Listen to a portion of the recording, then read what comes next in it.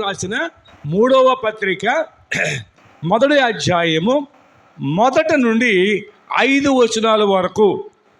మొదటగా పురుషులు చదువుతారు అనుకున్నాం కదా. మొదటి వచనాన్ని స్టార్ట్ చేద్దాం. 1, 2, 3, 4.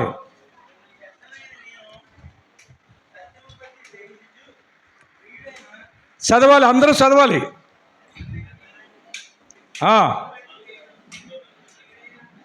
మూడవ పత్రిక. ఆగండి ఒకసారి, ఇంకా ఎక్కడెక్కడ అంటున్నారు వీళ్ళు, ఇంకా దొరకలేదు.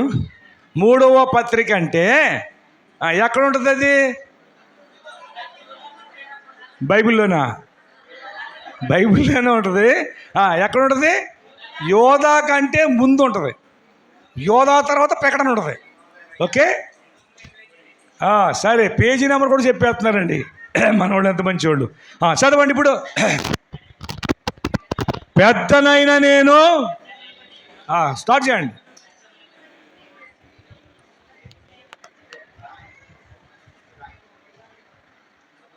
అయిపోయిందా? 2వ వచనం. అబ్బా,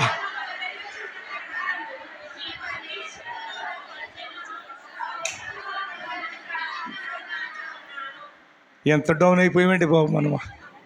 అందుకని అన్ని ఆడోడికి చెప్తున్నారు, ప్రభుత్వం కూడా వాళ్ళని ముందు ఆడుతున్నారు. తర్వాత ఇక్కడన్నా మనం ముందు ఉందాం. 3వ వచనం.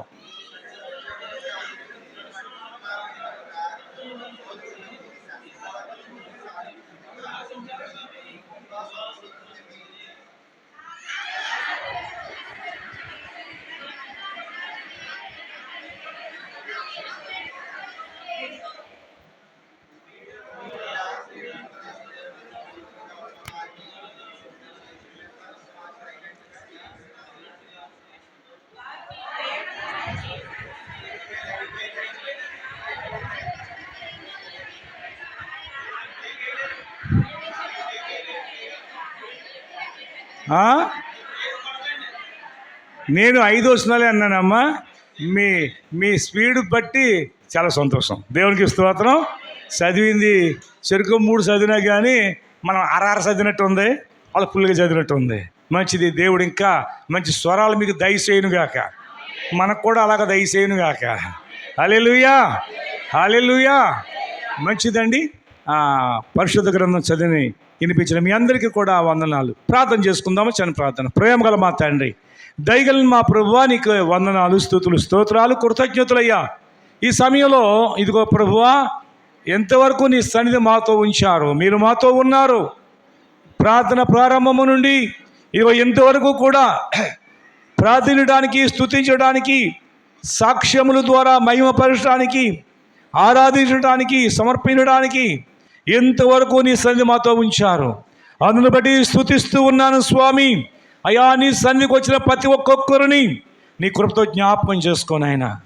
ప్రతి ఒక్క హృదయము నీ కొరకు తెరవబడి, అయ్యా నీ మాటలు వారి హృదయంలో భద్రపరుచుకున్నట్లుగా ఆ వాక్యము వారి జీవితాల్లో ఫలించి వారు 30, 60, 100 ఫలించులాగున ప్రతి ఒక్క బిడ్డను దీవించు నాయన. ప్రతి ఒక్క బిడ్డను ఆశీర్వదించు తండ్రి. ఈ సమయంలో ప్రభువా, చదివిన వాక్యం మీది, ఈ వాక్యంలో ఉన్న సారాంశాన్ని మాకు అనుగ్రహించి నాతోనూ మాతోనూ మాట్లాడి మహిమ తెచ్చుకోమని యేసు నామములో ప్రార్థన చేయిస్తున్నాను మా పరమ తండ్రి. ఆమేన్. మంచిదండి. మనం చదివినటి 6 వచనాలు చదివారు. అందుట్లో 1 వచనం మాత్రమే ధ్యానం చేసుకుందాం. అదంతా అవదు. కానీ ఇక్కడ భక్తుడైన యాహాను, అపోస్తలుడైన యాహాను అనే భక్తుడు ఈ పత్రిక రాశాడండి. అయితే తన పేరు అక్కడ ప్రస్తావించకుండా రాస్తూ ఉన్నాడు. పెద్దనైనా నేను అని రాస్తున్నాడు. నిజం చెప్పాలంటే అందరికంటే ఎక్కువ కాలం ఆయన బతికాడు. అంతేకాకుండా ఇక్కడ చక్కగా పరిచయం చేస్తున్నాడు. చాలాసార్లు ఏం చేస్తామంటే మన పేరు వినిపించాలని, లేక మన పేరు కనిపించాలని ఎక్కువసార్లు అనుకుంటూ ఉంటాం. కానీ ఇక్కడ అపోస్తులు ప్రభునందు పిల్లారా, వారు పేరు కనిపించకూడదని, వారు కనిపించకూడదని, ప్రభు కనిపించాలని, ప్రభు మాట వినిపించాలని వాళ్ళు ఆశిస్తూ ఉన్నారు. అందుకని వారు షరతుల్లో నిలిచిపోయారు. మనము కూడా కొన్ని సందర్భాల్లో మన పేరు ప్రస్తావించకపోవచ్చు, పర్లేదు. కనుక మనల్ని ఎత్తి చూపించకపోవచ్చు, పర్లేదండి. ప్రభువు మహిమపరచబడాలి, ప్రభువు గణపరచబడాలి, ప్రభువుని చూడగలిగినట్లుగా మనం అటువంటి సాక్షులుగా మనం జీవిద్దాం. ఓకే, మంచిదండి. ఇప్పుడు రెండవ వచనం చదువుదామండి. రెండవ వచనాన్ని ధ్యానం చేసుకుందాం. ప్రియుడా, నీ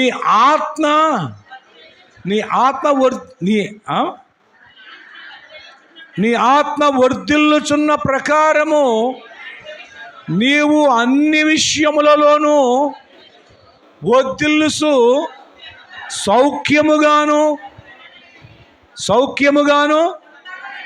ఉండాలని ప్రార్థించుచున్నాను. Praise lord. ఇక్కడ గాయు అనబడుతున్నాడు యొక్క ఆయన గురించి ఇక్కడ ప్రస్తావించడం జరిగింది. అపోస్తలుడైన యోహాను గారు ఆయన గురించి ప్రస్తావిస్తూ ఉన్నాడు. గాయు గురించి ఏమని అంటున్నాడు అంటే, ప్రియుడా అంటే చాలా చాలా ఇష్టమైన వాడు అన్నమాట అండి. ప్రియ దేవుని బిడ్డలారా, క్రీస్తు రక్తంలో కడబడిన మనందరము కూడా ప్రియురాలుగా ప్రభువుకి మనం ఉండాలండి. ప్రియాతి ప్రియమైన వారుగా ఉండాలి. బైబిల్ గ్రంథంలో ఏవండి, పరమగీతంలో చూస్తే ప్రియుడు ప్రియురాలు, ఆయన ప్రియుడైతే మన అందరము ప్రియురాలు అన్నమాట. కాబట్టి ప్రియమైన దేవుని బిడ్డలారా, దేవుని యొక్క లేఖనాలు బట్టి మనం గమనిస్తే ప్రియుడా చాలా సందర్భాల్లో అపోస్తలుడైన పౌలు గారు కూడా అనేక ఆ సంఘాల్లోకి వెళ్ళినప్పుడు, అక్కడ పరిచర్య చేసినప్పుడు చాలామంది ఆయన మైండ్లో ఉండిపోతారండి. వారి గురించి మరలా ప్రస్తావిస్తాడు. పౌలు గారు ప్రస్తావించకపోతే వారు తెలియదండి. అంటే అంత రహస్యమైనటి భక్తి కలిగినట్టు వాళ్ళు, రహస్యమైనటిక గొప్ప విశ్వాసం కలిగినట్టు వారు, రహస్యకరమైనటి గొప్ప పరిసారకులుగా ఉన్నట్టు వారు. కాబట్టి అటువంటి అనేకులను చాలా సందర్భాల్లో జ్ఞాపకం చేస్తూ ఉంటారు. బైబిల్ తీయక్కడది కానీ రోమపత్రిక 16వ అధ్యాయం మీరు చదువుకోండి. అందుట్లో ఏమండి ఆ రోమా సంఘంలో ఉన్నటి ఎంతోమంది ఏమండి అక్కడ ప్రస్తావించకపోతే తెలియదండి. కనుక చాలామందిని పౌలు గారు ప్రస్తావిస్తూ ఆ పత్రిక రాసి వాళ్ళకు పంపిస్తూ ఉంటాడు. కాబట్టి పిల్లలు ఇక్కడ ఏమిటి అని చూస్తున్నట్లయితే, ఇక్కడ గాయు ఆత్మలో ఎలా వర్ధిల్లాడో ఆ పౌలు గారు చూస్తూ ఉన్నాడు. ఆత్మలో ఆయన వర్ధిల్లుతూ ఉన్నాడట. ప్రియ దేవుని బిడ్డలారా, గమనించండి, మనం ఆత్మలో వర్ధిల్లు వారుగా ఉండాలి. ఆత్మలో అంతకంతకు వృద్ధిలోకి రావాలి, అభివృద్ధిలోకి రావాలి. అవును ప్రియ దేవుని బిడ్డలు, ఇక్కడ గమనిస్తే గాయు అంత ప్రియమైన వాడు, అంతగా ఆత్మలో వర్ధిల్లినప్పటికీ కూడా మరొక మాట కూడా ఈ అపోస్తలుడైన యోహాను గారు తెలియజేస్తున్నాడు.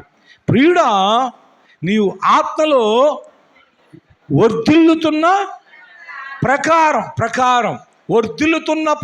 వర్ధిల్లుట. అవును ప్రియ దేవుని బిడ్డలారా, మనము అన్ని సమయాల్లో అన్ని పరిస్థితుల్లో కూడా క్రీస్తు యేసునందు ఆత్మలో మనం వర్ధిల్లుతూనే ఉండాలి. ఆత్మలో ఏమవ్వాలి?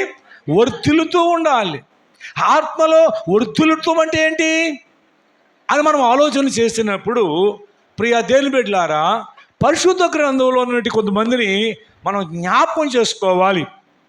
ఏంటి అని మనం గమనిస్తే ప్రియ దేవుని బిడ్డలారా, మనం ఆలోచన చేస్తే చాలాసార్లు చాలా సందర్భాల్లో ఎన్నో రకాలైనటువంటి ప్రతికూలమైన పరిస్థితుల గుండా ఈ అపోస్తులు వెళ్ళారు. అపోస్తులు పౌలు గారు కూడా అలా వెళ్ళాడు. కనుక ఎలాంటి పరిస్థితుల్లోనున్నా సరే, ఎన్ని రకాలుగా హింసలు వచ్చినప్పటికీ, ఎన్ని రకాలుగా వారు దెబ్బలు తిన్నప్పటికీ, ఎన్ని రకాలుగా అవమానించబడినప్పటికీ కూడా, కానీ ఎక్కడ కూడా ఆ విషయాలు ప్రస్తావించేవాడు కాడు. ఏమండి, ఆయన జైల్లో ఉన్నప్పుడు, ఆయన అనేక సార్లు జైల్లో ఉన్నాడు. ఎందుకోసమున్నాడు అంటే సువార్త కొరకు ఉన్నాడు. సువార్త పరిసరి కొరకు ఆయనను జైల్లో వేశారు. నువ్వు ప్రకటించడానికి వీల్లేదు, బోధించడానికి వీల్లేదు అనే నెపంతో కొన్నిసార్లు అయితే ఏమండి ప్రభు నామమున ఎంతోమంది బాగుపడుతున్నారు. ఆ బాగుపడతాను దాన్ని బట్టి కూడా ఆయన జైలు వేస్తారు. చాలా దారుణమండి. ఎంతోమంది మేలు పొందుకుంటారు, ఎంతోమంది విడుదల పొందుకుంటూ ఉంటారు. అలా ఎంతోమంది మేలు పొందినప్పుడు, విడుదల పొందినప్పుడు ఏమండి పౌలు గారిని తీసుకొని జైల్లో పడేస్తారు. ఏమండి రోమా జైలు అంటే చాలా చిత్రవిధలుగా ఉంటుందండి, మామూలుగా ఉండదండి. మన జైలులాగా ఉండదు. పూర్వదినాల్లో ఏదైనా నేరం చేస్తే, ఘోరమైన నేరం చేస్తే అండమాన్ జైల్లో వేసేవారు. ఇప్పుడు అండమాన్ కూడా అది బాగా అభివృద్ధిలోకి వచ్చేసింది. అక్కడ అండమాన్ జైల్లో వేసేసేవారండి. అక్కడ చాలా చిత్రవదండి, చాలా భయంకరమైన అలాంటి పరిస్థితులండి. ఈ పౌలు గారు చెరసాల్లో వేయబడినప్పుడు ఆయన చాలా బాధ అనుభవించేవాడు. ఏమండి ఆ జైల్లో వారికి బండ్లు వేసేవారండి, సంఖ్యలు వేసేవారండి. ఎప్పుడైనా ఏమండి వారికి కొంత సమయం మాత్రమే ఇచ్చేవారు అవి తీసి. కానీ పౌలు గారండి ఎప్పుడు కూడా ఆయన పత్రికలు రాస్తూ ఒక్క మాట ప్రస్తావిస్తూ ఎన్నో విషయాలు చెప్పాడు. ఆ ఒక్క మాట ఏంటి అంటే, ఇదిగో నన్ను బంధించారు కానీ సువార్తను ఎవరు బంధించలేరు. సువార్త బంధించబడదు. సువార్తను బంధించే మగోడు ఎవడో లేడు ప్రపంచంలో. సువార్తను బంధించడానికి ఎవడ తరము కాదండి. మనుషులు బంధించవచ్చు, మనుషులు చంపేయచ్చు, మనుషులు చిత్రంజలు పెట్టవచ్చు, కానీ సువార్తను చంపలేరు, సువార్తను ఎవరిని ఆపలేరు. ఈ సువార్తను ఎవ్వరు కూడా ఆపు చేయలేరండి. కనుకనే నన్ను బంధించారు కానీ సువార్తను మాత్రం బంధించలేరు అన్నట్లుగా జైల్లో సైతం కూడా ఆయనతో ఉన్నట్టు వారికి సువార్త చెప్పేవాడు, ఆయనతో ఉన్నట్టు వారికి క్రీస్తు గురించి చెప్తూ ఉండేవాడు. అంతేకాదు అందులో నుంచి పత్రికలు రాశాడండి బయటికి. కొన్ని పత్రికలు సుమారు 4 పత్రికలు కంటే సుమారుగానే ఆయన ఆ జైల్లో నుండి రాశాడండి. ఆ పత్రికలు చూస్తే సంఘ క్షేమాభివృద్ధి కొరకు, సంఘ క్రమము కొరకు, సంఘం ఏమండి అభివృద్ధి చెందాలని, సంఘంలో ఒక క్రమమైన రీతిలో వారు ముందుకు సాగాలని, ఆ సంఘంలో ఉన్నటి లోపాలను చూపించి దాన్ని సరిచేస్తూ, దాన్ని సరిచేయబడినట్లు విధానంగా మీరు ఇలాగ ఉండండి, నేను త్వరగా వస్తాను మీ మధ్యకి, మీరు ఇలాగ ఉండాలి అని చెప్పి మాట్లాడుతూ ఉండేవాడు. కానీ ఇక్కడ నేను చెప్పబోయేది ఏంటి అంటే, ఒక్క విషయం ఏంటి అంటే, ఎప్పుడు కూడా తన బాధలు ఎవ్వరికి చెప్పేవాడు కాదు. తన బాధలు, తన హింసలు, తన కష్టం, తన ఇబ్బంది, ఆయనకు కలిగినటువంటి నొప్పులు ఎవ్వరికి చెప్పేవాడు కాదండి. ప్రియా దేవుని బిడ్డలారా, మనము ఆత్మలో అభివృద్ధి పొందడం అంటే అదే. మన అవసరతలు పిల్లరా ఎవరికి చెప్పకూడదు, ప్రభువుకే చెప్పాలి. ప్రభువే తీర్చేవాడు. ఒకళ్ళు చెప్పినా ఎవరో ఏం తీర్చరు, కానీ తీర్చేవాడు ఎవరు? ప్రభువే. నీ బాధ ఏదైనా సరే, నీ కష్టం ఏదైనా సరే, నీ ఇబ్బంది ఏదైనా సరే ఏమండి తీర్చువాడు ఆయన ఉన్నాడు.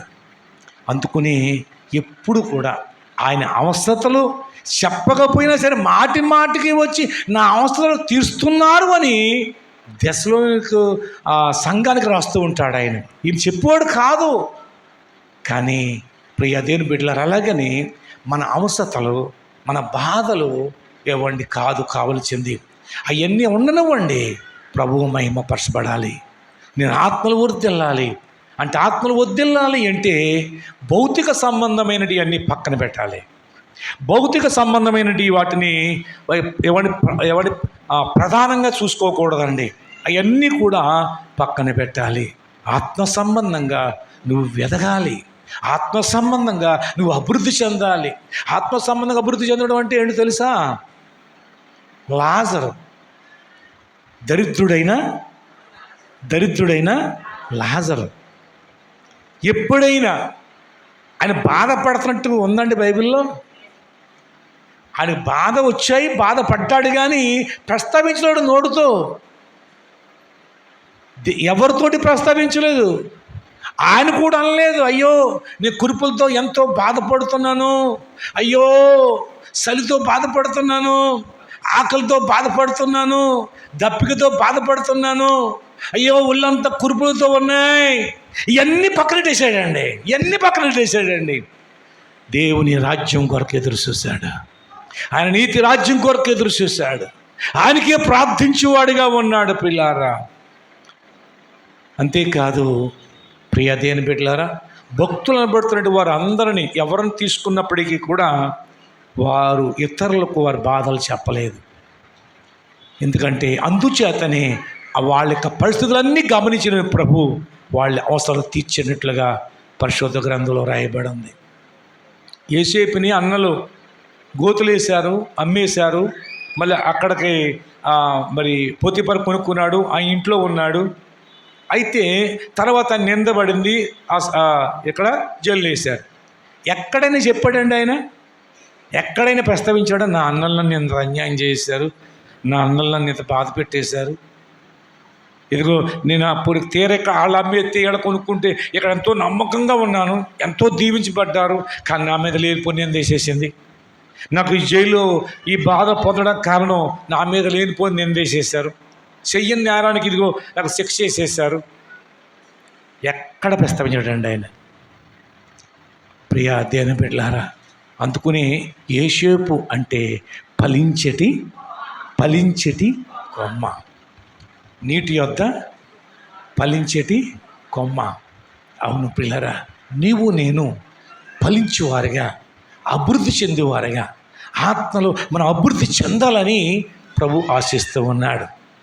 అంతేకాకుండా చూడండి, 92వ కీర్తన 13వ వచనంలో ఒక మాట చదువుదామండి. కీర్తన గ్రంథం పురుషులు యవనస్తులు చదవాలి, పురుషులైన వాళ్ళు యవనస్తులు చదవాలి. జగదీష్ చదువుతాడు, లేదా పక్కన ఆయన చదువుతాడు, లేకపోతే పరిచర్య చేస్తున్నారు వీళ్ళు పరిచర్యతో పాటు ఆత్మలు కూడా వర్తిల్లాలి, అది నా ఆశ. మీ యవనస్తులు పరిచర్య చేసినట్టు వాళ్ళు ఉన్నారా? ఎవరు చదువుతారో చదవండి, ముందు ఎవరు చదువుతారో చదవండి. నాకు దొరకలేదా?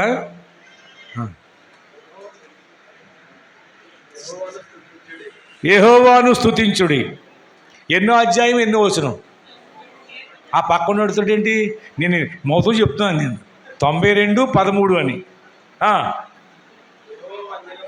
యెహోవా మందిరములో నాటబడిన వారై వారు మన దేవుని ఆవరణములో వర్ధిల్లుదురు. ఏవండి ఎక్కడ వర్ధిల్లుతారు? ఎక్కడ నాటబడ్డారు? ఏవండి? వారు దేవుని మందిరములో నాటబడిన వారై. అంటే వర్ధిల్లాలంటే నాటబడాలి. వర్ధిల్లాలంటే ఏం చేయాలి? నాటబడాలి. అంటే నాటబడటం అంటే ఏంటి అంటే, దానికి అదే మొలిచిన మొక్కలు ఉంటాయి. చక్కగా ఒక మొక్క తెచ్చి ఒక చోట గొయ్యి తవ్వి అది ఎంతలోతు తీయాలో అంతలోతు తీసి చక్కగా దాన్ని నాటడం జరుగుతుంది. అర్థమైందండి? నాటడం జరుగుతుంది. అది ఒక్క చోట నాటబడింది అయి ఉండాలి. నాటడం అంటే ఈ ఆలు అక్కడ నాటేసి దాన్ని తీసేసి, మళ్ళీ ఇంకో దుక్కు నాటేసి దాన్ని తీసేసి, మరో దుక్కు నాటేసి తీసేసి అలా ఏమవుతుంది? చచ్చూరుకుంటుంది. ఏమండి? కాబట్టి దేవుడు మనలను రక్షించిన విధానాన్ని బట్టి, దేవుడు మనలను ఎక్కడైతే మనల్ని చిత్తపరిచాడో, ఎక్కడైతే మనకు ఈ రక్షణ భాగ్యాన్ని ఇచ్చాడో, ఎక్కడైతే మనలను నాటాడో అక్కడ ఎప్పుడైతే నాటబడ్డామో అక్కడుండి ఫలిస్తూ ఉండాలి. ప్రైజ్ లార్డ్, హల్లెలూయా. కాబట్టి ఇక్కడ చూస్తే నాటబడిన వారై ఉండాలి. నాటబడినప్పుడు తోట చాలా చక్కగా కనపడుతుందండి. నాటినప్పుడు ఎలా నాటుతారంటే ఒక లైన్లో నాటుతారు, ఒక అందంగా ఉంటుంది. అంతేకాదు దానికి ఒక లైన్ ప్రకారంగా నీళ్లు కట్టడానికైనా, ఎరువు వేయటానికైనా అన్నిటికీ కూడా అనుగుణంగా ఉంటుందండి. కనుక నాటబడిన చెట్టుకి ఎవరి దానికి ఎక్కువ శ్రద్ధ చేస్తూ ఉంటారు. ఆ చెట్టు ఎలాగుంది, అన్ని చెట్లలా లేదండి, కొంచెం పెరుగుదల తక్కువగా ఉందేంటి అన్నట్టుగా చూసి, ఓహో కొంచెం రాళ్ళు ఉన్నట్టున్నాయి అని చెప్పి గబగబా రాళ్ళు తీసేసి కొద్ది మళ్ళీ ఎరువేసి లేక బలం వేసి లేక కొంత ఏమండి దానికి కావాల్సింది వేసి మళ్ళీ దాని ప్రాబ్లం సాల్వ్ చేసి మళ్ళీ ఆటలతో పాటు ఇది ఎదగటానికి ప్రయత్నం చేస్తాడు ఆ ఒక్క భూస్వామి. కనుక ప్రియమైన దేవుని బిడ్డలారా, అలాగే ఆత్మ సంబంధముగా కూడా ప్రభువైన యేసుక్రీస్తు ఆయన రక్తంలో కడిగాడు, మనలను ఆయన మందిరములో నాటాడు, ఆయన సన్నిధిలో నాటాడు. ఆయన మనల్ని ఏం చేశాడు? ఆయన నాటాడు. మనము నాటబడిన వారం. మనం ఏదో ఒక గాలిదుమ్ము కొట్టుకొచ్చిన కాదు. ప్రభు ప్రత్యేకించి నీ మీద దృష్టి నిలిపి ప్రత్యేకించి నీ కొరకు ఆయన ప్రత్యేకమైన ఒక ప్రణాళిక వేసి ప్రభు నిన్ను దర్శించి నిన్ను రక్షించి తన బిడ్డగా తన కుమార్తెగా కుమారుడుగా స్వీకరించి నేను తీసుకొచ్చి ఆయన మందిరంలో నాటాడు. నాటబడిన దగ్గర మనం ఉంటూ చక్కగా మనం ఏం చేయాలంటే పెరగాలి. వారు దేవుని యెహోవా మందిరంలో నాటబడిన వారై వారు వర్ధిల్లుతారు. వర్ధిల్లాలి అంటే దేవుడు నాటినట్టు యొక్క స్థలంలోనే మనం ఉండాలి. దేవుడు నాటినట్టు ఆ విధంగానే మనం పెరుగుతూ ఉండాలి. ప్రభునందు ప్రియ దేవుని బిడ్డలారా, ఇక్కడ దేవుడు నాటాడు. అయితే నాటబడిన స్థలంలో ఉంటూ నాటబడిన వారుగా ఉంటూ ఉండగా మనము పెరుగుతూ ఉంటాం, వర్ధిల్లుతూ ఉంటాం. చూడండి, ఇప్పుడు 12వ వచనం చదవండి. 12వ వచనం చదవండి. నాయన మీరే యవనస్తులు, మీకు పొదన పెడతాం, కొంచెం సాన పెడతాం, మీరే చదవండి. నీతిమంతులు ఖర్జూర వృక్షము వలె, మవ్వ కాదు మువ్వు ఎదురు. ఏమేస్తారు? మువ్వు అంటే ఏంటి? మువ్వు అంటే ఏంటి? మువ్వు వస్తేనే చెట్టు ఎదుగుతుంది. మువ్వు రాకపోతే చెట్టు ఎదగదు కదా. చెట్టు ఎదగాలంటే మువ్వు వేయాలి. ఏమండి, ఏమెయ్యాలి? మువ్వు చచ్చిపోయిందిరా అంటారు. మువ్వు చచ్చిపోయింది అంటే ఏంటి? చెట్టు ఇంక ఎదగదే ఇక, అక్కడతోటి ఆగిపోద్ది, అక్కడతోటి చచ్చిపోద్ది ఇక. అర్థమైందండి? మువ్వు వేయాలి. ఏ చెట్టు అన్నా సరే ఏమెయ్యాలి? మువ్వు వేయాలి. మువ్వు వేయాలి. అది తాటి చెట్టు అయినా కొబ్బరి చెట్టు అయినా ఏమండి లేక లేబానం చెట్టు అయినా ఏదైనప్పటికీ కూడా అది మువ్వు వేయాలి. ఇక్కడ దేని వాక్యం రాయబడుతుంది? నీతిమంతులు ఖర్జూరపు వృక్షము వలె ఏమేస్తారు? మువ్వు వేయాలి. మువ్వు వేయాలి. అక్కడ ఆగిపోకూడదు. అంటే మువ్వు నీ వెదుగుదలకు సూచనగా కనిపిస్తుంది. మువ్వు వేసినప్పుడు అది ఎదుగుతుంది, అది ఫలిస్తుంది, ఒక రోజున ఫలిస్తుంది. అలాగనే మనము మువ్వు వేసి వారిగా నీతిమంతులు ఏమండి? నీతిమంతులు చెప్పండి. ఖర్జూరపు వృక్షము వలె మువ్వు వేయుదురు.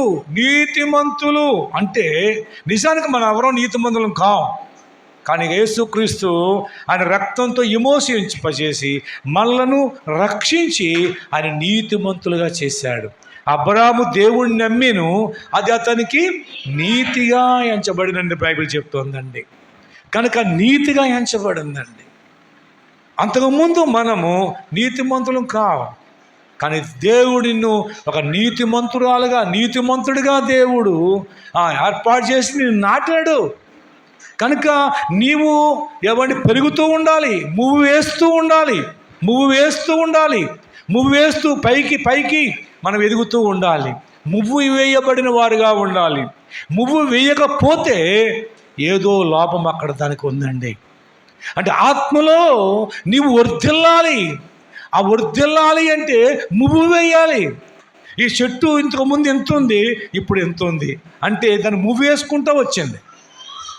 1993-94 సంవత్సరంలో మన గుమ్మంగాడ ఉన్నట్టు ఎడాపెడ 2 కొబ్బరి చెట్లు ఉన్నాయి కదా, వాటి ఆ 2 చెట్లు కూడా ఇంతంత సోదులు తెచ్చి మన నాన్నగారి తోటలో అక్కడ వేసాం.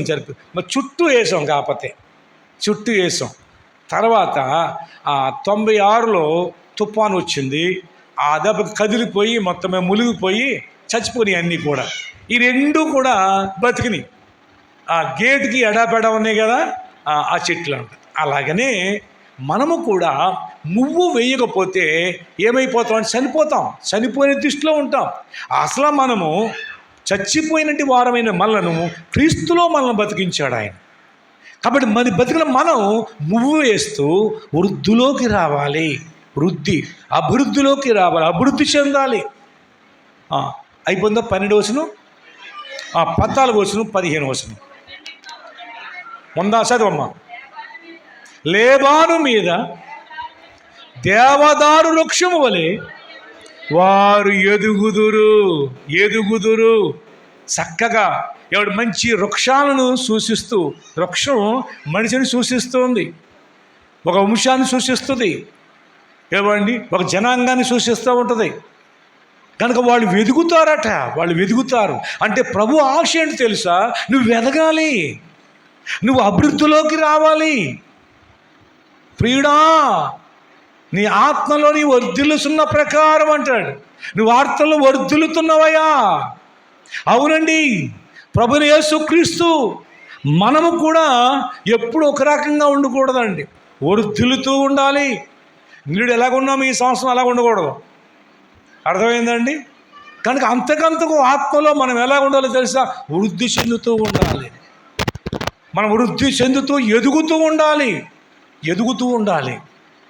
అవును, 31వ సామెతల గ్రంథం 31వ అధ్యాయం చదవవలసిన లేదండి. అందుట్లో అక్కడ ఉన్నటి యొక్క ఎవరామె?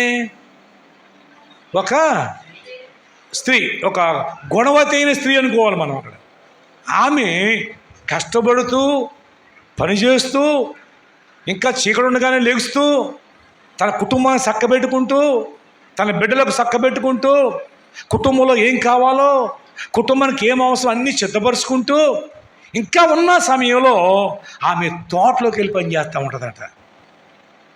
ఏమండి, కొంత భూమి కొనుక్కుంటుందట. ఆ భూమి ద్రాక్షతోట వేస్తుందట అండి. ఆ ద్రాక్షతోట వేసి వెళ్ళి దాన్ని నీరు కడతా ఉంటుంది, దానికి మందు వేస్తూ ఉంటుంది, అంటే ఎరువు వేస్తూ ఉంటుంది.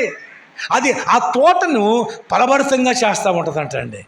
అంటే అర్థం ఏంటి అని మనం గమనిస్తే, మనం మువ్వు వేయట అనగా నువ్వు ఎక్కడున్నావో అక్కడ ఆగిపోకుండా నీ ద్వారా మరొక వ్యక్తికి సువార్త అందాలి, మరో వ్యక్తిని నువ్వు సిద్ధపరచాలి, నువ్వు ఆయత్తపరచాలి.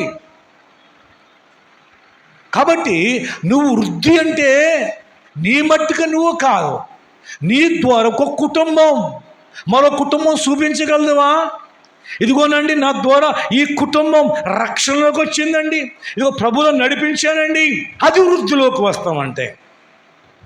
అర్థమైందండి? అటు భౌతికంగానైనా ఇటు ఆత్మ సంబంధంగానైనా. కానీ ఇక్కడ ఆత్మ సంబంధంగా రాయబడుతుంది. మనం ఆత్మ సంబంధంగా వృద్ధిలోకి వస్తే భౌతిక సంబంధమైన ఆటోమేటిక్గా వృద్ధిలోకి వచ్చేస్తాం. కాబట్టి పిల్లారా, మనకెంతో సమయం ఇవ్వబడింది, మనకెంతో సమయం ఉంది.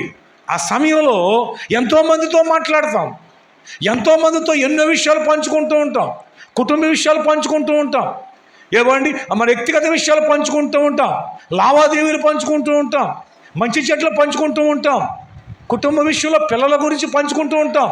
కానీ క్రీస్తు గురించి పంచుకుంటున్నావా? క్రీస్తు గురించి ప్రస్తావన వస్తుందా? ఆ వస్తే వాళ్ళు ఎండరండి అనుకుంటున్నామా? ఏవండి, ఎనగపోయినా ప్రకటించాలంతే. వాళ్ళు ఎండ్రని యోనా వెళ్ళటం మానేశాడు, ప్రభు విడిచిపెట్టలేదండి. ప్రభు ఆశ ఏంటి తెలుసా? నశించిపోకూడదు నినివే పట్టణం. అవునండి, ఏ ఒక్క ఆత్మ నశించిపోకూడదు. నిన్ను మొదలుగా ఎందుకు రక్షించాడు అంటే నీ ద్వారా మరో వ్యక్తిని రక్షణలోకి నడిపిస్తావని ఆయనని రక్షించాడు. ప్రియ దేవుని బిడ్డలారా, మనం ఆత్మల వర్ధిల్లుతాం అంటే అది నీ వల్లే, నీతో ఒక ఆత్మకు కనీసం ప్రభు గురించి చెప్పగలుగుతున్నామా అనేది ప్రాముఖ్యమైనది. కాబట్టి మనము నాటబడిన వారై వర్ధిల్లాలండి. ఇక్కడ ఎదుగుతూ ఉన్నట్లుగా చూస్తున్నాం. ఒకటి మువ్వు వేస్తున్నవాడుగా ఉన్నది, రెండోదిగా వెదుగుతూ ఉందండి. మువ్వు ఎప్పుడైతే వేస్తుందో ఆటోమేటిక్గా ఎదిగిపోతూ ఉంటుందండి. అలాగే ఆ మువ్వు ఏంటో తెలుసా? ఆ మువ్వు వేయబడుతున్నాడో తెలుసా? నీ మట్టిగా ఆగిపోకూడదు. నీ కుటుంబము నీ తర్వాత ఏమండి నీకంటే ఎక్కువ ఆత్మీయ సంబంధంగా సిద్ధం చేయాలి మన బిడ్డలను. అవును, నీతో ఈ రక్షణ ఆగిపోకూడదు. చాలా కుటుంబాల్లో ఒకరు ఒకవేళ ప్రభువును నిద్రిస్తే అక్కడితోటి ఇంకా ఇంట్లోకి వెళ్ళవలసిన అవసరం లేదు. ఇక ఆ ఇల్లు తొక్కవలసిన అవసరం లేకుండా చాలా కుటుంబాలు ఉన్నాయి, నేను ఎరిగిన కుటుంబాలు. అవునండి, ఆ కేతవరపాలెంలో కూడా ఆ 2-3 కుటుంబాలు ప్రభునందు ప్రియులారా ఆ మధ్య ప్రభువును నిద్రించింది ఆమె. కానీ ఆమె చనిపోయిన తర్వాత అలా ఆయన అప్పుడప్పుడు వచ్చేవాడు. ఇంకా మొత్తం లేదు వాళ్ళ కుటుంబంలో, ఇంకా అడుగు పెట్టడం లేదు ఇక. అలాగే మరొక సరోజలమ్మ గారు మరొక ఆమె కూడా చాలా విశ్వాసం. కానీ తర్వాత ఆమె ప్రభు సన్నిధికి వెళ్ళిపోయారు. తర్వాత ఇంట్లో అడుగు పెట్టడం లేదు. నీ ఇల్లు అలా కాకూడదు. ఎందుకంటే బైబిల్ ఏమని చెప్తుంది అంటే, ఇదిగో యెహోవానైనను పూడ్చేయండి, యెహోవానైనను ఆయన కార్యములైనను ఎరగని తరం ఒకటి పుట్టి ఉన్నది. యెహోవా అంటే ఎవరు? యెహోవా కార్యాలంటే ఎప్పుడు జరిగాయి అంటే తన తర్వాత తరాన్ని చెద్దుపరచలేదు. యేసుక్రీస్తు ప్రభువుని చూసుకుంటే యేసుక్రీస్తు ప్రభు వారు చావ ప్రారంభిస్తూ ఉండగానే ప్రారంభంలోనే ఆయన తర్వాత ఈ పరిచయం కొనసాగటానికి కొంతమందిని సిద్ధం చేసేసుకోవడం ప్రారంభించాడు. కొంతమందిని సిద్ధం చేసేసాడు, కొంత శిష్యులను సిద్ధపరిచేశాడు. ఎందుకంటే ఆగిపోకూడదు, ఇది కొనసాగాలి. ఇది అలాగనే ప్రపంచం అంతా కూడా వ్యాప్తి చెందినట్లుగా అది కొనసాగిందండి. అయితే నీ కోసం నా కోసం ఈ రక్షణ రావటానికి ఎంతమంది, ఎన్ని వందల మందో, ఎన్ని వేల మందో, ఎన్ని లక్షల మంది వాళ్ళ రక్తం ఒలికిందో తెలుసా? వాళ్ళ రక్తం ప్రవహించిందో తెలుసా? ఎంతమంది ఎన్ని త్యాగాలు చేస్తే నేను వచ్చి ఇక్కడ చక్కగా కుర్చీలో కూర్చుని చక్కగా ఆరాధిస్తున్నాం. ఇలాంటి అవకాశం దేవుడు మనకు ఇచ్చాడు అంటే దీని వెనక ఎంతోమంది కన్నీరు ఉంది, ఎంతోమంది ప్రాణాలు అర్పించారు, ఎంతోమంది ఎన్నో త్యాగాలు చేశారు, హతసాక్షులు అయిపోయారండి. మొదటి హతసాక్షి ఎవరు చెప్పండి? మన దేశంలో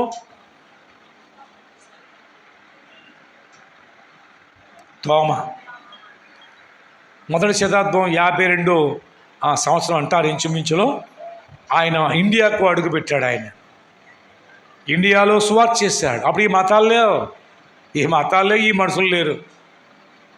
ప్రభునందు పిల్లరా, ఆయన చేసిన పరిచర్య అంతా కాదు, ఆయన పడినట్టు యొక్క కష్టం, త్యాగం ఎంతెంతోనో. ఏమంటే కాశ్మీర్ నుండి కన్యాకుమారి అంటారు మన దేశానికి. ఏమండి ఆ శివర ఈ శివర. కన్యాకుమారి అంటే ఏంటి అంటే అసలు పేరు కన్యకుమార్ అంటే యేసుక్రీస్తు యొక్క పేరు అక్కడ ప్రస్తావించబడింది తోమా బట్టి. తోమా చేసిన సువార్త ద్వారాగా కన్యకుమార్ అంటే యేసుక్రీస్తు ప్రభు యొక్క ప్రాముఖ్యత ఆ రోజునే గుర్తించారండి. అందుకని ఈరోజు కూడా తోమా పరిశీలన చేసినట్టు అనేక ఆనవాళ్ళు ఉన్నాయి. ఆయన చెరువులో నీళ్లు తీసుకుని బ్రాహ్మల సమక్షంలో నీళ్లు అలా పైకి వేసినప్పుడు నీళ్లు ఆగిపోయాయి, కింద గుంట పడింది. ఆ చెరువు ఇప్పటికీ కూడా ప్రసిద్ధి కాంచిన చెరువుగా ఉందండి. ఇప్పటికీ ఉంది అది. అక్కడ పెద్ద మందిరం కట్టబడింది. తోమా అనే పేరు మీద కొన్ని కాలేజీలు కూడా నిర్మించబడ్డాయి. కనుక పిల్లలు ఆయన్ని సువార్త చేశారు. చివరికి ఆయన ప్రార్థన చేసుకుంటున్నాడు ఒక గుహలో. ప్రతి దినము కూడా యేసుక్రీస్తు ప్రభువారు గెచ్చమనే తోటలోకి వెళ్ళి ప్రార్థన చేసినట్లుగా ఈయన గృహలోకి వెళ్ళి ప్రార్థన చేసుకుంటూ ఉండగా ఆ గృహలో అంటండి ఈ రోజు ఒకే స్థలములో అది మొక్కాళ్ళు వేసేవాడట. ఆ రాయి అంటండి 2 గుంతలు పడిందంటండి. ఈ మొక్కాళ్ళు రోజు ఒకటి మొక్కాళ్ళు వేయటం వల్ల అరిగిపోయి 2 గుంతలుగా ఉంటాయి అంటండి. ఇగో తోమా మొక్కాళ్ళు యొక్క గుంతలు అంటారండి ఇప్పటికీ కూడా. అంటే ఎంతగా మొక్కాళ్ళు పైన ఆయన ప్రార్థన చేశాడండి. అలా ప్రార్థన చేస్తుంటే ఒక రోజున వెనకాల నుంచి బల్లెంతో పొడిచారండి ఆయన్ని. అటు నుంచి ఇటు పక్క వచ్చేసిందండి. అక్కడికక్కడే కుప్ప కూలిపోయి ప్రార్థన చేస్తూ ప్రాణం విడిచిపెట్టాడు. ప్రియ దేని బిడ్డలారా, ఈ రీతిగా అవునండి, వారు ఏదో ఈ లోకంలో ఏదో సుఖపడాలని లేకపోతే ఇంకో రకం కాదు, మిషనరీలు అనబడుతున్నట్టు వారు ఎంతమంది వచ్చారో తెలుసా అండి. మన ఊరు సైతం కూడా మిషనరీలు ఎంతమంది వచ్చారో. ఎందుకంటే మరి ఒక నది, ఒక కాలువ ఆనుకున్నట్టు ఎన్నో గ్రామాలు వెళ్ళారు వాళ్ళు. నర్సాపురం వాళ్ళ కేంద్రం. అక్కడ దిగేసి అక్కడి నుంచి లాంచీలు వేసుకొని కాలువలంటా వచ్చి కాలువ పక్కన ఉన్న ఊళ్ళోకి వచ్చి సువార్త చేశారు. ఆ రీతిగా మన ఊళ్ళో కూడా సువార్త చేశారు. సుమారు 130 సంవత్సరాల క్రితం ఒక చరిత్ర ఒక రాయబడింది. ఆ సమయంలో మన కొమ్మర్లాం ఈదని ఉందండి. ఆ ఈదంతా సువార్త చేసుకుంటూ బైబిల్ పంచుతూ వెళుతున్నారంటాడు దూరంలో మిషనరీలు. వెంటనే వాళ్ళని పట్టుకుని కొట్టి వాళ్ళని పోలీస్ స్టేషన్కి అప్పగించారు. ఎందుకు అనంటే ఒక ఎదవరాలు ప్రార్థన చేయమందంట. ప్రార్థన చేశాడంట దొరగారు. ఆ ప్రార్థన చేసిన తర్వాత ఏం నేరం మోపారో తెలుసా, ఆవిడ గాజులతో దొగిలించేశాడు. దొరగారు ఏం దొగిలించాడంట అంటే అమెరికా నుంచి వచ్చి ఇలా గాజులు దొంగతనం చేయడానికి అక్కడి నుంచి వచ్చాడు అనమాట. అది వెంటనే కేసు కట్టి తీసుకెళ్ళి అది ఎస్ఆర్ఎం చేస్తున్నప్పటికీ ఇది కావాలని పెట్టారని ఆ కేసు కొట్టేసి వాళ్ళని పంపించేశారండి. అది ఈ యొక్క చరిత్ర ఉన్నది పెద్ద మాస్టర్ అని చెప్పేసి ఆయన చెప్పేవాడండి. ఇది పుస్తకం రాయబడింది అని చెప్పేసి అని. ఈ రీతిగా ప్రభునందు ప్రియమైన దేవుడు ఎంతమంది అండి ఆ విధంగా వాళ్ళు కుటుంబాలను విడిచిపెట్టేశారు. వారికి ఉన్నది వాటిని ఇవ్వండి ఖర్చు పెట్టేశారు. వారు అరిగిపోయారండి. అవును, అలాగే మన వంతు మనం ఏంటి అంటే ఏమండి ఇక్కడ మనం గమనించి రక్షించబడుతున్నాము, మనం పరలోక రాజ్యం ఏర్పడతాం సరిపోద్ది అని. ఇక మన దృష్టి అంతా ఎక్కడ పెడుతున్నామంటే భౌతికమైన వాటి మీద పెడుతున్నాం. అక్కడ మనం ఫెయిల్ అయిపోతున్నాం. బైబిల్ ఏం చెప్తుంది అంటే మొదట నా నీతిని నా రాజ్యాన్ని వెతకండి, అప్పుడు అవి మీకు ఏది కావాలో మీ పరలోక తండ్రిని అడగకపోని ఇస్తాడు. అది మొదట ఎతకవలసింది ఆయన నీతిని ఎతకాలి, ఆయన రాజ్యాన్ని వెతకాలి. అంతేకాదు మనలను ఆయన రక్షించింది ఎందుకంటే ఆయన మహిమపరచడానికి, ఆయన మహిమకరంగా జీవించడానికి, ఆయనకు ఒక సాక్షులుగా ఉండటానికి. రక్షించబడిన మన బాధ్యత ఏంటి? మనకి అప్పగించాడు. ఆయన శరీరము తిని ఆయన రక్తము త్రాగుతున్న మనం ఆయన మరణ పునరుద్ధాలను ప్రచురించాలని మనకు ఆ ఎవరి బాధ్యత అప్పగించాడు. ప్రచురించాలి, మనం ప్రచురించేవారుగా ఉండాలి అని ఆయన యొక్క వాక్యం చెప్తోందండి. కాబట్టి అప్పుడు మనం భౌతికంగా కూడా వర్ధిల్లుతామండి. ఆత్మలో మనం వర్ధిల్లినప్పుడు భౌతికంగా కూడా నిన్ను వర్ధిల్ల చేస్తా ఉంటాడు. కాబట్టి ఇంకా 14-15 వచనాలు చదవండి. అక్కడ 92వ కీర్తన చదివారు కదా, మీరు చదవాలి, మిమ్మల్ని వదిలిపెట్టను నేను. పోనీ ఆడే చదువుతున్నాడు మీరు చదవరా? ఇంకొకరు లేరు, ఇంకా ఉన్నవాళ్ళు లేరు. పరిచయం చేసేవాడు చదవండి బాబు, మీకు దీవులు వస్తాయి, మీకు ఆశీర్వాదం వస్తుంది. అమ్మా ఎవరక్కడ? ఆ గంగాజలం కాదు కదా, పెళ్లి కాని వాళ్ళు అంటున్నాను. నీకు పెళ్ళి అవ్వలేదా? మీరు చదవాలి. అయినా అదనమాట. చదువుతూ మొదలు పెడితే నెంబర్ 1 చదువుతారండి. మన తప్పుల తిగనాలు తప్పులు రావు. నా ఆశయ దుర్గమైన యెహోవా యథార్థవంతుడనియు ఏ చెడుతనములు లేదనియు అమ్మా ప్రసిద్ధి చేయుటకై మొసలితనమందు ఇంకా సిగిరి పెట్టుసు సారము కలిగి పచ్చగా ఉంటారంటండి. ఏమండి ఏమి ప్రశ్నించాలి? దేనికోసం? ఆయన యథార్థవంతుడని, ఆయనలో ఏమీ లేదు, ఏ చెడుతనము లేదని ఏం చేయాలి? ప్రసిద్ధి చేయాలి, అంటే ప్రకటించాలి. అలా ప్రకటిస్తూ వారు ఎలాగున్నారండి? ముసలితనం వచ్చినా కానీ ఇంకా సిగురు పెడతారంట అండి. ముసలితనం వచ్చినా కానీ ఇంకా సిగురు పెడతారంట అండి.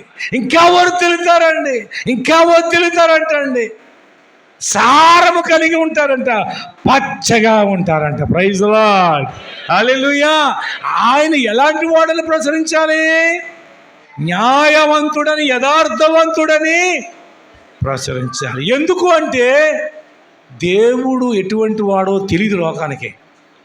ఎలాంటి వాడో తెలియదు. మనకు మళ్ళీనే దేవుడు కూడా ఎలా ఉంటాయి? రాజకీయం ఉంటుంది, పెళ్ళిళ్ళు ఉంటాయి, ఏవండి దొంగ చోట్లని కొట్టుకుని చంపుకుంటారు, దేనికోసం బాధలు పడతారు, ఏయో అవసరమైతే భార్యను కూడా అమ్మేస్తారా, జోతంలో పెట్టేస్తారా, ఏదోట్లేదు, మనకెందుకులేదు అంత. దేవునికి స్తోత్రం. ఏమంటే పెళ్ళాన్ని ఎవడన్నా జోతంలో పెడితే అని మెచ్చుకుంటారండి ఎవరన్నా? పెళ్ళాన్ని తీసుకెళ్ళి ప్యాకెట్లో పెట్టాడు ఎవరన్నా, అంతే కదా. జోతం అంటే ఏంటి? జోతం అంటే ప్యాకెట్లు అంటే కదా. అందుచేత అసలు దేవుడు ఎలాంటి వాడు అర్థం కాదు లోకానికి. అర్థమైందా? అందుచేత యెహోవా యథార్థవంతుడని ఆయన ఎందరో అందించరా బాబు. చదివేశాం కన్నా అప్పుడు అయిపోయింది కాదు, అడిగినప్పుడల్లా అందించేయాలి.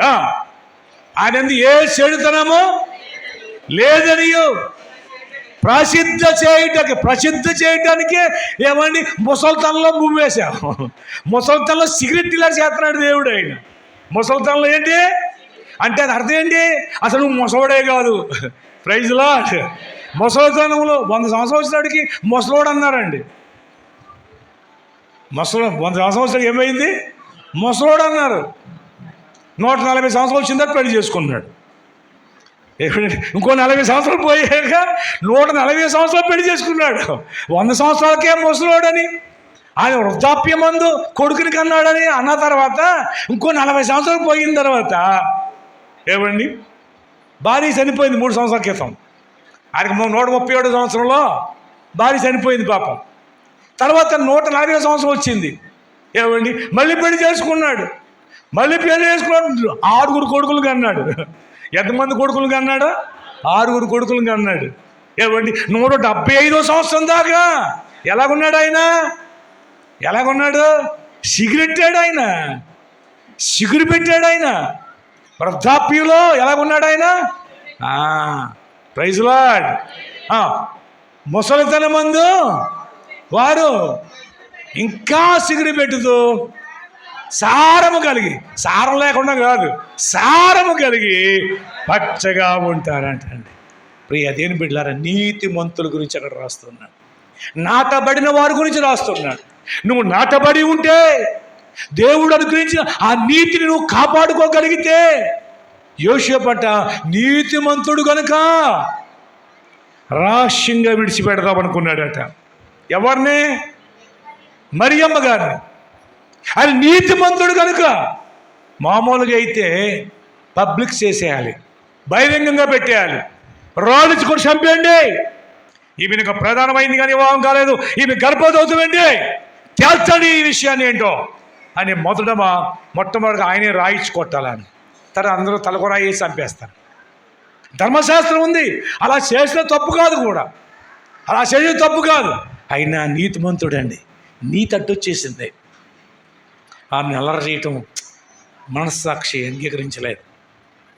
పోన్లే మరి ఏం జరిగిందో తెలియదు కనుక నీతిమంతుడు కనుక అని రాయబడద్ది.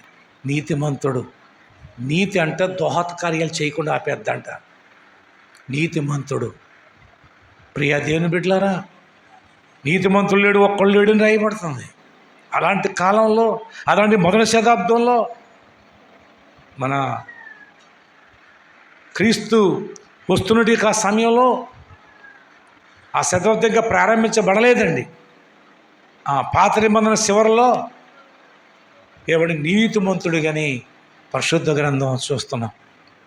కాబట్టి ప్రియ దేవుని బిడ్డలారా, మనము వర్ధిల్లాలి, అని ప్రభు ఆశపడుతున్నాడు. చూద్దామా, మళ్ళీ అదే చదువుదాం. యోహాను రాసినటువంటి ఆ 3వ పత్రిక వచ్చేద్దామండి. ఆ 2వ వచనం చదువుదాం.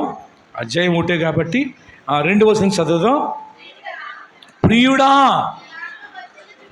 నీ ఆత్మ వర్ధిల్లుచున్న ప్రకారము అన్ని విషయములలో వర్ధిల్లుసు సౌఖ్యముగా ఉండవలనని ప్రార్థిస్తున్నాను అంటున్నాడు. గమనించారు ఇక్కడ, బాగా గమనించాను. ఈ గాయం మంచి శ్వాసే, ఆత్మలు వర్ధిల్లుతున్నటి ఆ పరిస్థితి అంతా కూడా ప్రస్తావిస్తున్నాడు ఈ పెద్ద అయినటి యోహాను గారు. అమ్మా, బయట ఎలా తిరుగుతున్నారండి? బయట ఉన్నవాళ్ళు అందరూ లోనకు రావాలి. బయట ఎందుకు తిరుగుతున్నారు? ఎవరైనా ఒకళ్ళు వెళ్ళండి అమ్మా. పెద్ద పెద్ద వాళ్ళే కనపడుతున్నారు ఇక్కడ అమ్మా. అందరూ యూతే అమ్మా. ఒక లోనకు బయటికి వెళ్ళండి. ఒకడు అక్కడ వెళ్ళబడి అక్కడ కూడా వెళ్తాడు. నేను వెళ్ళనా? ఓ పాట పాడతారా? నేను వెళ్తాను. అటు వెళ్ళొద్దు, ఆ తల తీయొద్దు, ఇటే వెళ్ళా. ఎవరు వెళ్ళి ఒకళ్ళు సరిపోతారు. మంచిది, దేవునికి స్తోత్రం. బయట ఎవరు ఉండొద్దండి, అందరూ లోనికి వచ్చామనండి. ఇలా పిల్లలకు కూడా తినిపించడం ఇలాంటి పెట్టకండి. మధ్యలో 11 అవ్వకుండా మాకు అయిపోద్ది కదా, అప్పుడు పెట్టండి. వాళ్ళ వాక్యం విన్నవ్వండి. అక్కడ సండే స్కూల్ కూడా ఇంకా ముందు ముగించేయాలి. నేను వాక్యానికి వెళ్ళినప్పుడు వచ్చి కూర్చోవాలి. ఇక్కడ సండే స్కూల్ ముందు ప్రారంభిస్తారో లేదా తగ్గిస్తారో తెలియదు, కానీ పిల్లలు వాక్యం వినాలి. వాక్యం వినడానికి నడిపించాలి. అటో పరుగులు, ఇటో పరుగులు, అటో పరుగులు కానీ చూస్తున్నాను నేను అక్కడి నుంచి. లోనికి వస్తారంటే లోనికి రావట్లేదు. ఆ బయట ఎందుకు అలా చేస్తున్నారో అర్థం కావట్లేదు. మా బయటకు వెళ్ళిన వాళ్ళు బయటకు ఉండిపోయారు, మళ్ళీ మీరు రాలేదు. ఆ తలుపు తీస్తాడు, తలుపు తీస్తారు. రండి, లోనికి రండి. బయట ఏం చేస్తున్నారు? వాక్యం మధ్యలో అసలు వెళ్ళవద్దు. వాక్యం వద్దా మీకు? తలుపు గడేసేయండి, పైన చెడతలు వేసేయండి అమ్మా.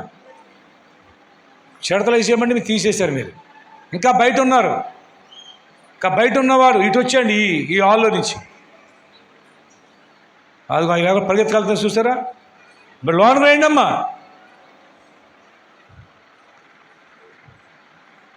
మన పిల్లల్ని అలా కాదు పెంచడం, మన పిల్లల్ని కరకామో అది కాదు అమ్మా. వాక్యం అయినప్పటికీ మీ పిల్లలు వచ్చారో లేదు చూసుకోలేకపోతే వెళ్ళిపోయి పరిగెత్తుకెళ్ళిపోయి తెచ్చాండి, పర్లేదు. ఎందుకంటే వాక్యం వినాలి, వాళ్ళు మనతో పాటు ఉండాలి. రావాలి, లోవాలి. ఇంకా ఉన్నారు కదమ్మా, వస్తున్నారా? ఓకే. ఇంకా చాలామంది పరిగెత్తకుండా అంతమంది రాలేదు లోనికి. Praise lord. కాబట్టి నీ ఆత్మలు వర్ధిల్లుతున్న ప్రకారం అన్ని విషయములలో వర్ధిల్లాలి అని ప్రార్థన చేస్తున్నాడు. అంటే ఇక్కడ బాగా అర్థం చేసుకోండి, కొన్ని విషయాల్లో ఇంకా వర్ధిల్లవలసి ఉంది. ఆయన గాయు అంత మంచి విశ్వాస అయినా కానీ ఆత్మలో వర్ధిల్లినప్పటికీ కూడా ఇక్కడ చెప్తున్న మాట ఏంటి అంటే, నువ్వు అన్ని విషయాల్లో వర్ధిల్లాలి. చాలాసార్లు ఒక్కొక్క విషయంలో మంచి విశ్వాసం కనిపిస్తాం, ఒక్కొక్క విషయాల్లో బలహీన కనిపిస్తాం. కాబట్టి అన్ని విషయాల్లో కూడా అన్నిట్లోనూ కూడా మనం వర్ధిల్లాలని బైబిల్ చెప్తుంది. ఏమండి, అబ్రాహాం గురించి రాయబడినప్పుడు ఏం రాయబడుతుందంటే 24వ అధ్యాయం 1వ వచనంలో ఆదికాండంలో మనం చూసినప్పుడు అబ్రహాము అన్ని విషయములలో ఆశీర్వదించబడ్డాడు. అన్ని విషయాల్లో దేవుడు ఆశీర్వదించాడని రాయబడుతుంది. ఎందుకు అన్ని విషయాలు వర్ధిల్లాలి అంటే, అన్ని విషయాల్లో దేవుడిని ఆశీర్వదించాలి. అది ఏమండి, ఒక్కొక్క విషయంలో వర్ధిల్లినట్టు కాదు, అన్ని విషయాల్లో. అవునండి, ప్రార్థించే విషయంలో నువ్వు వర్ధిల్లాలి. చాలామంది ప్రార్థన అంటే మేము చేయమండి, మేము చేయలేమండి అంటున్నారు. ఇప్పటికీ సంవత్సరాలు అయిపోయింది యేసుప్రభువుని నమ్ముకుని.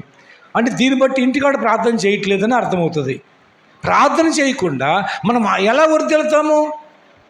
ఏమండి, బైబిల్ చదవటానికి చాలా ఇబ్బంది పడినట్టుగా అవుతుంది.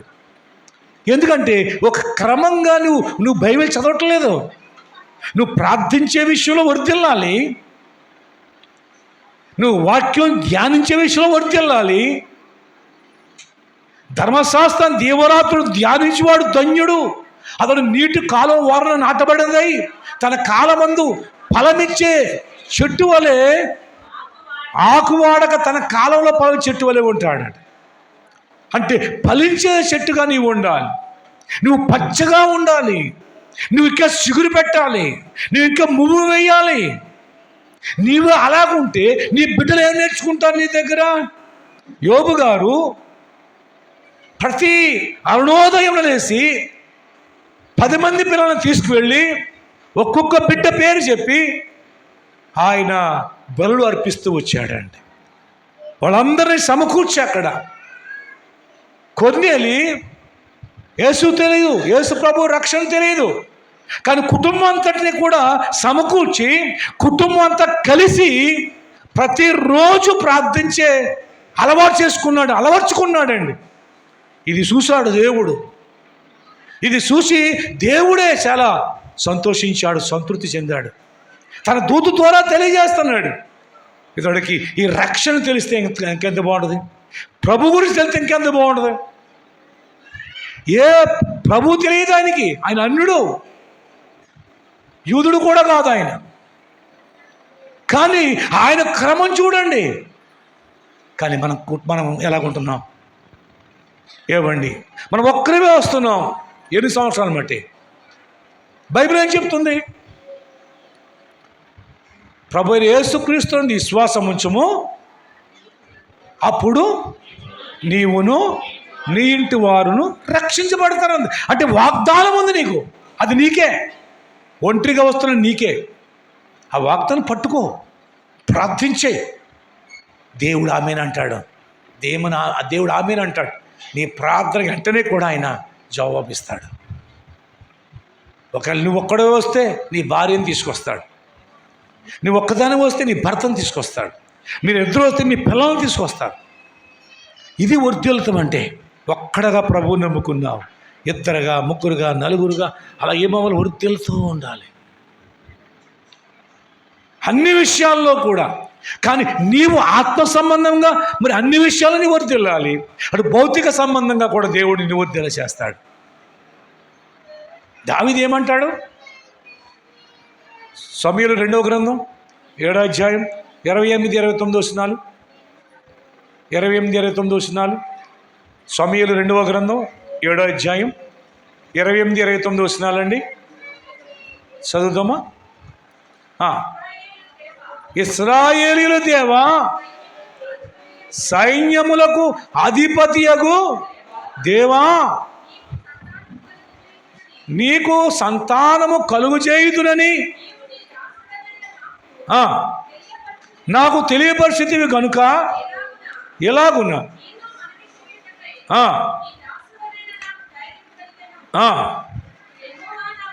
యెహోవా నా ప్రభువా, మేలు దయచేస్తానని నీవు నీ దాసుడనైన నాతో చలవిచ్చావు.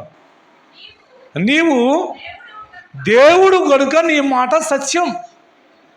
నువ్వు మేలు చేస్తానన్నావు, మేలు చేస్తావు తప్పకుండా.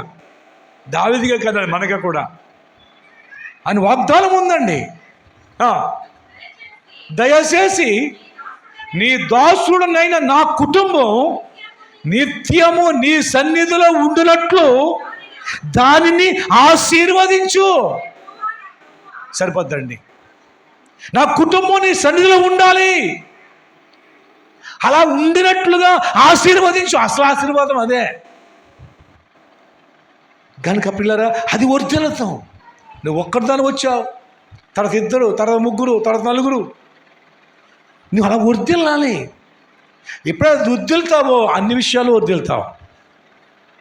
ప్రియ దేవుని బిడ్డలారా, దావీదు రాజు తన రాజ్యం గురించి కానీ తన ఆర్థిక పరిస్థితుల గురించి కానీ ఏది అడగట్లేదు ఆయన.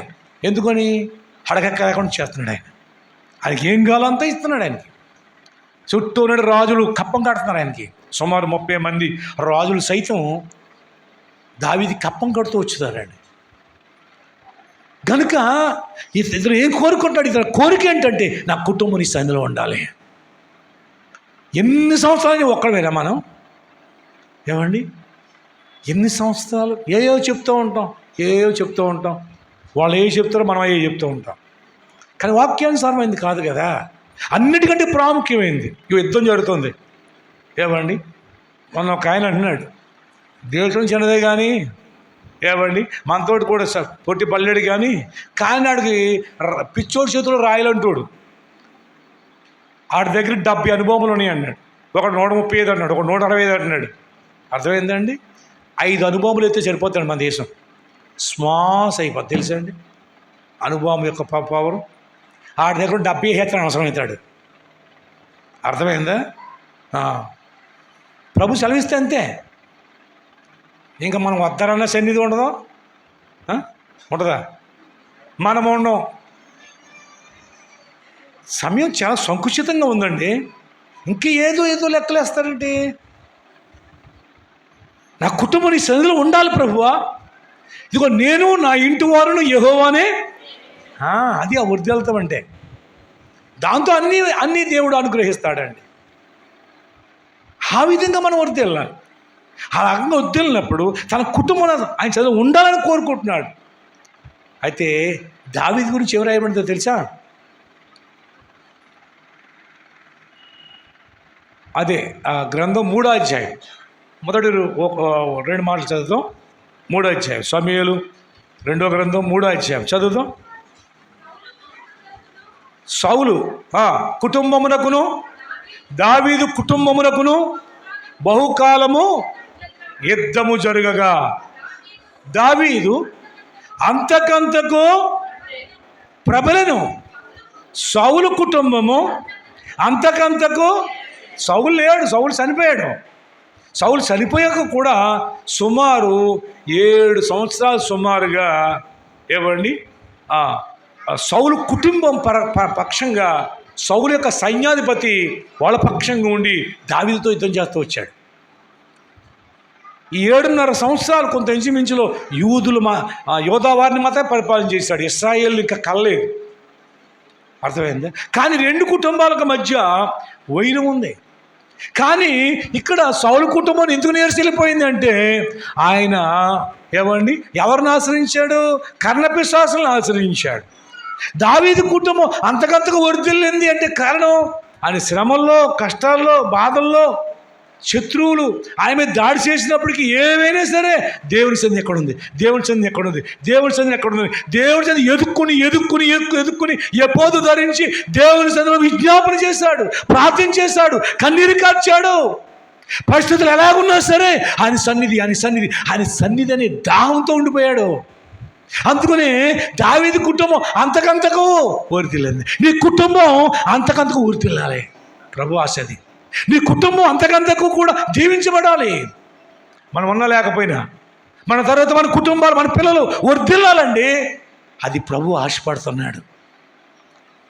వాళ్ళు వర్ధిల్లాలంటే నువ్వు వర్ధిల్లాలి. అన్ని విషయాల్లో మనం వర్ధిల్లాలి. అవునండి. చూడండి దావీదు గురించి రాయబడిన మాట, ఒక మాట చూడండి. 5వ అధ్యాయం 10వ వచనం కాగితం తిప్పండి. దావీదు అంతకంతకు వర్ధిల్లెను. యెహోవా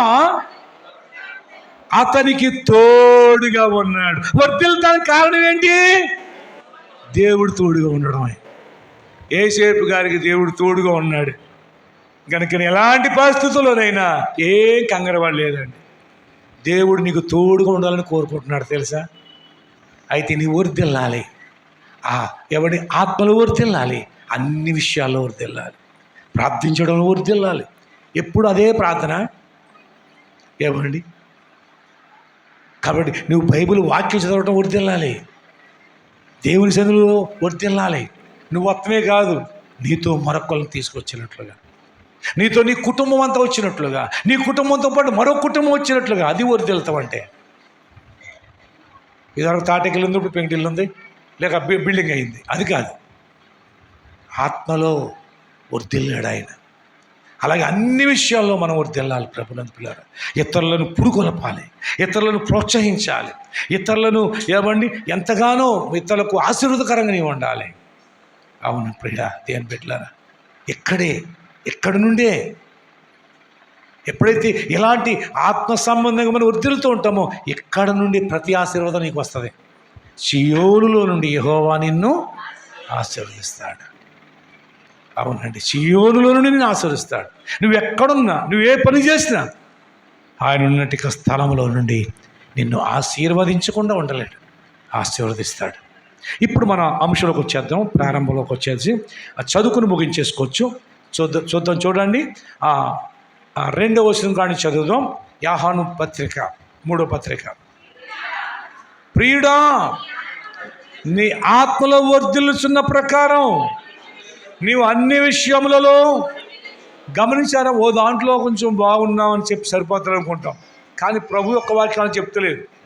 ఏమండి, ఈ యోహాను గారు అలాగ అంటలేదు. నువ్వు అన్ని విషయాలు వర్ధిల్లాలి, ఈ విషయంలో బాగున్నావు, కానీ అన్ని విషయాల్లో లేవు.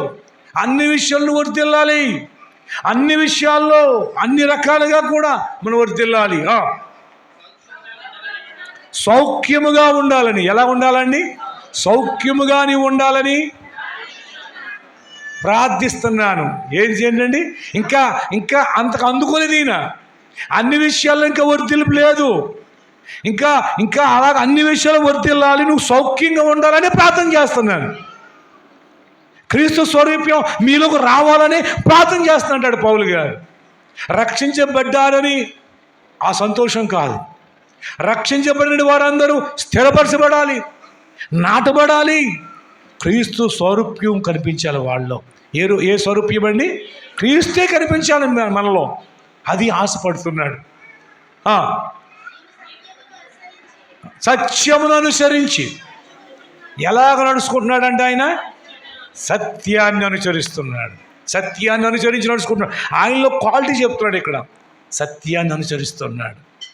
ప్రియారా, దేని బిడ్డలారా, ఏదేమైనా సరే ఏమండి, సత్యానికి విరోధంగా నడవట్లేదు ఆయన. సత్యాన్ని అనుసరిస్తున్నాడు. ఏది సత్యమో దాన్ని అనుసరిస్తూ ఉన్నాడు. పిల్లలు ఈ రోజున అన్యాయం నెగ్గుతుంది, అన్యాయాన్ని లెక్కిస్తున్నారు, కానీ సత్యము. ఎందుకంటే ప్రభు అన్నాడు, నేనే సత్యం. సత్యం అనగా ఏంటి అన్నాడు. గవర్నర్కి అర్థం కాలేదు సత్యం ఏంటి అండి. నేనే, యేసుక్రీస్తే సత్యం. సత్యాన్ని అనుసరించుసు సహోదరులు వచ్చి నీ సత్య ప్రవర్తన, సత్యమును ప్రకారం నడుచుకుంటున్నావు, నీ సత్య ప్రవర్తన. ఏ ప్రవర్తన ఉందండి వాళ్ళలో? సత్య ప్రవర్తన వాళ్ళలో ఉందండి. సత్య ప్రవర్తన క్రీస్తు నందున్నటి ప్రతి ఒక్కరము కూడా ఎవరి లోకస్తులు కనిపించవలసింది ఇదే.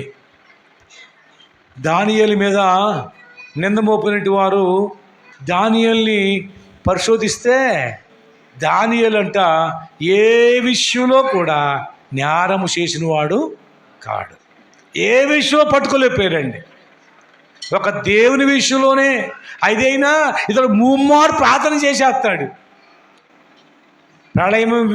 ప్రళయం వచ్చి మీద పడినా కానీ ప్రార్థన మాండిన, ప్రాణం తీర్తనన్న ప్రార్థన మాండిన. ఆ విషయంలో తప్ప ఏ విషయంలో కూడా ఎటువంటి లోభాన్ని కనుగొనలేకపోయారట. క్రీస్తు యేసునందు మనము కూడా ప్రియమైన బిడ్డ సాతానుడు చూస్తాడు ఎక్కడ మనము ఏమండి ఏ విధంగా కూడా లోభం ఇవ్వకూడదండి.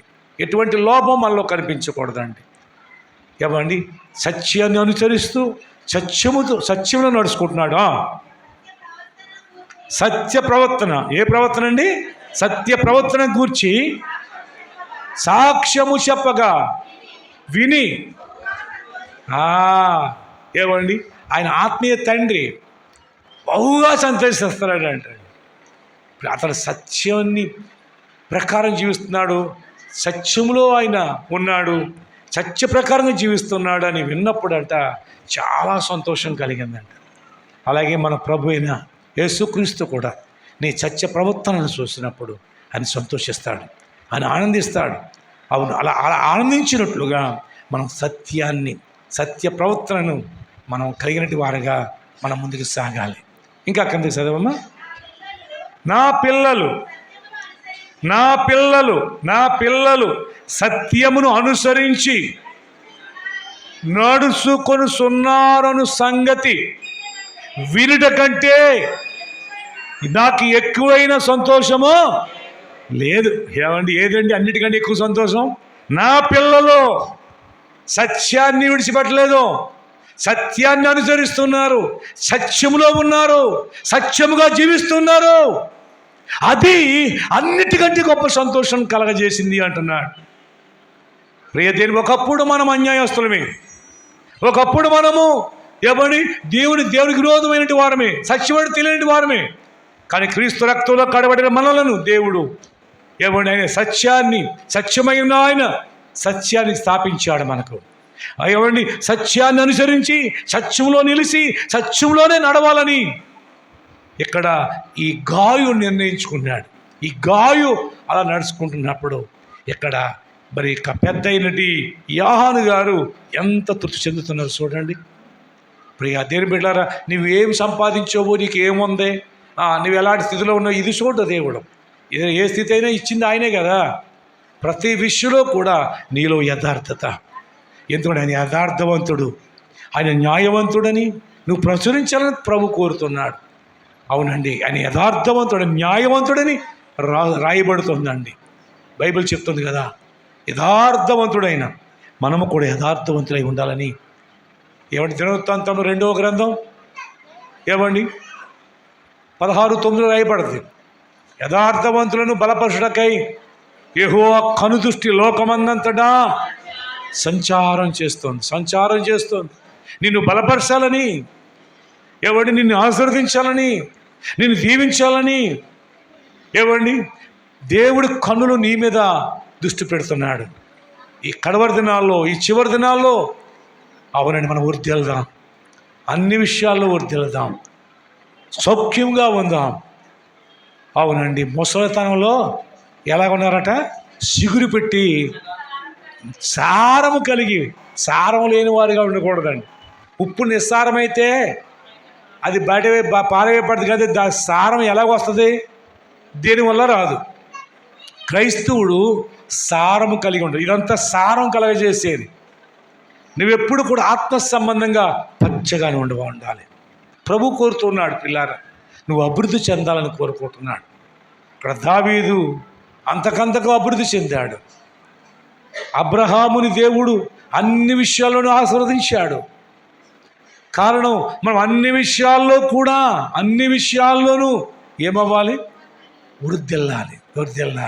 ఆది కాలంలో దేవుడు నరుని చేసినప్పుడు, స్త్రీగాను పురుషులుగా చేసినప్పుడు నువ్వు వర్ధిల్లాలని ఆశీర్వదించాడు. 27వ వచనంలో, 28వ వచనంలో నువ్వు వర్ధిల్లాలి, భూమిని నిండించండి, దాన్ని లోపరుచుకోండి, ఇక మిమ్మల్ని ఆశీర్వదిస్తున్నాను అన్నాడు దేవుడు. మనం వర్ధిల్లాలి ప్రియులారా. కాబట్టి మనం ఆత్మలో వర్ధిల్లుతున్నామా? ఆత్మలో మనం వర్ధిల్లాలి. మొదటగా నువ్వు ఆత్మలో వర్ధిల్లుతున్నట్లుగా ఇక్కడ సాక్ష్యం ఇస్తున్నాడు ఆయన ఆత్మీయ తండ్రి. ఆయన ఈ గాయ గురించి సాక్ష్యం ఇస్తున్నాడు, ఆత్మలో వర్ధిల్లుతున్నాడు. ఏది ఉన్నా ఏది లేకపోయినా అవునండి, ప్రభు మెచ్చుకునేటట్లుగా మనం జీవించాలండి. ప్రభు కొరకు నమ్మకమైన వారుగా మనం ఉంటూ ఉండాలండి. అన్ని పరిస్థితుల్లో కూడా ప్రభు నిన్ను మెచ్చాలంతే. ఎందుకు పౌలు గారు అదే అంటాడు, ప్రభు మెచ్చుకునేవాడు యోగ్యుడు, కానీ తాను మెచ్చుకునేవాడు యోగ్యుడు కాదు. మనం మెచ్చుకుంటాం కాదు, మన గురించి మాట్లాడుకుంటాం కాదు, మన గురించి మెచ్చుకుంటాం వల్ల ప్రయోజనం లేదు. ప్రభువే మెచ్చాలి. అవునండి, పరిశుద్ధ గ్రంథంలో ఆయన మెచ్చుకున్న పరిస్థితిలో నా సేవకుడని యోబు సంగతి ఆలోచించిందివా? అతను యథార్థవంతుడు, అతను ఎలాంటి వాడు, యథార్థవర్తనుడు, న్యాయవర్తనుడు, భయభక్తులకు వెళ్ళినటి వాడు, చెడుతను విసర్జించినటువంటి వాడు, భూమి మీద అటువంటి వాడు లేడా? సైతాన్, ఏమంటున్నావు తెలుసా నీకు? అబ్బా, ఎంత గొప్ప సాక్ష్యం చెప్పాడండి, ఎంత తృప్తికరంగా సాక్ష్యం చెప్పాడండి. అవును, ప్రభునందు పిల్లలు, ఎందుకంటే సాతానికి కూడా దొరకలేదు ఏమీని. అందులో దేవుని దగ్గరికి వెళ్ళి పరిమితి తెచ్చుకోవాల్సింది. సాతాను ఏం చేయలేకపోయాడు, యోబుని చూస్తూ ఉండిపోయాడు, నోరెళ్ళ పెట్టుకుంటూ ఉన్నాడు. అంతే, ఏం చేయలేకపోయాడు. ఏదో చేద్దామనుకున్నాడు, ఎన్నెన్నో చేద్దామనుకున్నాడు, దేవుడు అంటున్నాడు కదా అని, కానీ ఏం చేయలేకపోయాడు. ఎందుకంటే అతడు ఆత్మలు వర్ధిల్లుతున్నాడు, ఆడు మువ్వు వేస్తున్నాడు, ఎదుగుతూ ఉన్నాడు, ముసలితనంలో కూడా చిగురు పెడుతున్నాడు. సారం ఉంది ఆయనలో. ఏముందండి? సారము కలిగి పచ్చగా, ఎచ్చగా కాదు, పచ్చగానేనా, ఓకే, ఎచ్చగా అన్నావేమోనని, మంచిది, పచ్చగా ఉండాలి, పచ్చగా ఉండాలి అని దేవుని వాక్యం చెప్తోంది. కాబట్టి మనము కూడా ప్రియ దేవుని బిడ్డలారా, ఈ కడవరి దినాల్లో, ఎంచు దినాల్లో అవునండి, దేవునికి నీకు మంచి సహవాసం, సత్సంబంధం కలిగిన వారిగా ఉండాలి. దేవుని యొక్కతో మంచి రిలేషన్షిప్ మనం కలిగి ఉండాలి. ఏమంటే ఆయనతో మంచి స్నేహభావం కలిగిన వారుగా మనం ఉన్నప్పుడు నువ్వు పచ్చగా ఉంటావు, నువ్వు చిగురు పెడతావు, నువ్వు వర్ధిల్లుతావు, అన్ని విషయాల్లో నువ్వు వర్ధిల్లుతావు. అట్టి కృప దేవుడు మనకు దయచేయగాక. ప్రార్థన చేసుకుందాం. తల వంచండి, ఒక్క నిమిషం అందరం ప్రార్థన చేద్దాం. ఇన్న వాక్యం బట్టి ప్రార్థన చేద్దాం.